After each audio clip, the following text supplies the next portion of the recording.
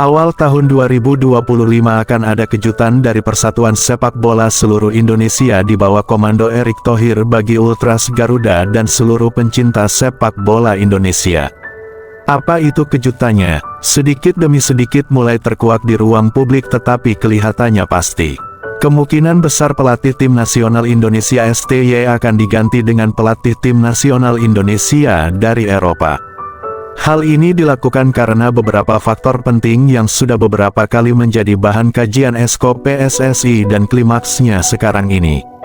Hal ini menyangkut komunikasi STY dengan pemain membuat sedikit lambat transformasi teknik permainan, sementara faktanya tim nasional Indonesia sebagian besar dari Eropa. Terpenting lagi teknik permainan yang diterapkan STY sudah tidak sesuai lagi dengan perkembangan sepak bola modern sulit dicerna oleh pemain-pemain Eropa.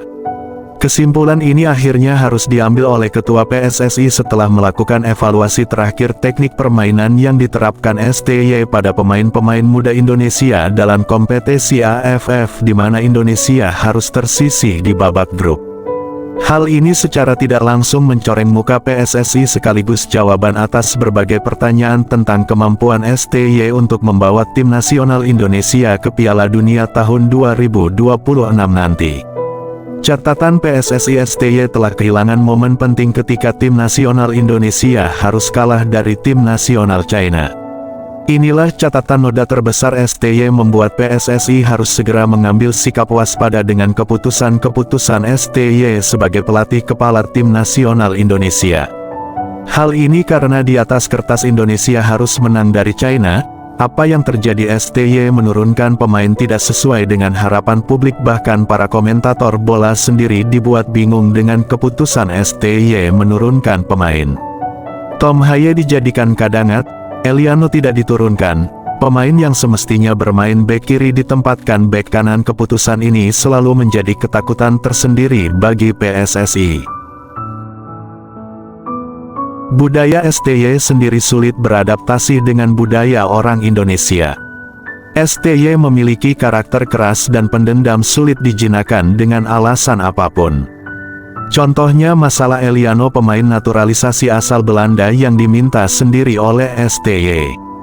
Tetapi ketika Eliano sudah dinaturalisasi hanya diturunkan bermain beberapa menit dan ketika publik menyerang STY mengapa tidak turunkan Eliano bermain dengan entang, STY menjawab belum cukup baik untuk diturunkan bermain.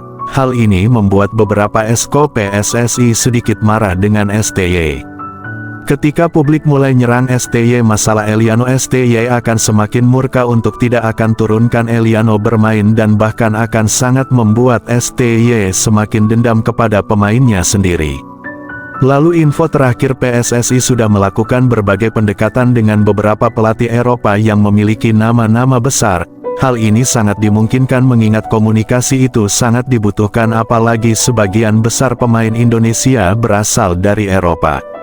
Dan memang bahwa STY harus diganti adalah kebutuhan mendesak PSSI mengingat tahun 2025 pemain nasional akan menghadapi beberapa pertandingan yang akan sangat menentukan Indonesia lolos ke Piala Dunia tahun 2026 atau tidak.